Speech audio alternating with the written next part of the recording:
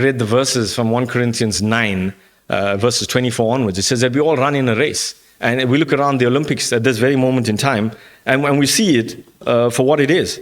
And we have a look and we see where we are in that regard and what God has prescribed for us. That we all run in the race.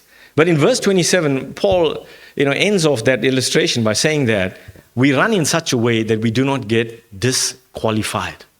So there is a possibility that we can get disqualified. And one of the ways in which we can get disqualified is if you look at the athletes. I mean, I looked at the relay. I love the relays. And if it's so easy to drop the baton. It's so easy to cross over onto another athlete's lane. And if you do that, you get disqualified. And for us as believers, we can disqualify ourselves if we don't obey God's word. We don't live according to his precepts and his statutes for our lives. And God is encouraging us through all of this to live out his life. So very quickly, when we look at the verses that run up to the verses that we've read. Verse 17, 18, where Paul says, I cannot praise you. And this is the background to the Lord's Supper being instituted for the church. I cannot praise you. That's what he says. So this is not a praise thing. He says, I cannot praise you because more harm than good is done when you meet. Can you believe that? The church at Corinth is being rebuked because more harm is being done when they meet, not when they don't meet. And then Paul says to them, there are divisions among you when you meet as a church. And this is the reality of that time, that Paul is saying to them, that he's not saying nice things to them, he's rebuking them. And why is he rebuking them? Because of divisions. There's cliques and there's factions within the congregation. Now, that word in the original Greek tells us that the cliques and the factions are not from the outside, but they are from the inside. So he's directing it to believers. He's directing it to people that are supposed to know, and he's rebuking them, and he's saying, hey, hold on. And that word we've come through, as we read in chapter 12, was the schism. Now that schism is a destruction of unity through force. And that's what Paul is saying to them. No, you can't do that. Because you're like a bull in a china shop. And God doesn't want bulls in churches that come in, and we've read that story about the dictates. He doesn't want dictators. He doesn't want people to come here and want to, sing Frank Sinatra's, I want it my way. No, not your way, thy way. And that's important, and that's the whole part of the journey of unity.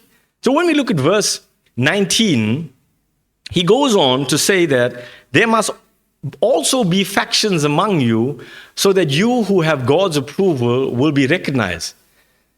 And I looked at that verse and I said, is that a misquote? Because Paul is now saying in a positive light that, there must be factions among you. So it's like, it's good. It's good that there's factions among you. Why? So that you may know those that have God's approval. That those who have God's approval will be recognized. Why? Why would he say that? The original Greek tells us that word for factions is opinions, and it's also the word that led to the terminology of a sect being formed. So people that are there with the factions have promoted their own opinions and created this division within the church. And the word that Paul uses for reveal, that the true godly people will be revealed, is a word that we've come across before, dokimos, which is the word that is used to describe a metallurgist that refines the gold in the fire. That godly leaders in times of crisis, in the times of the fire, will rise up because we see the attributes of Christ. We see the attributes of people that follow God's word in times of crisis. Now, interestingly, that word for that faction is a word that is translated heres. And from the word heres, it's the root word for heresy.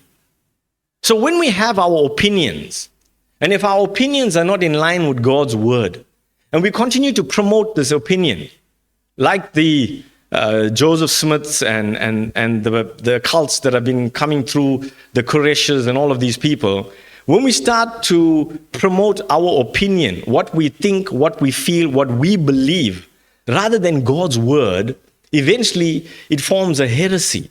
And sadly, Paul is saying to us that that's not what we want to be able to promote in the church. That's not what he wants to promote.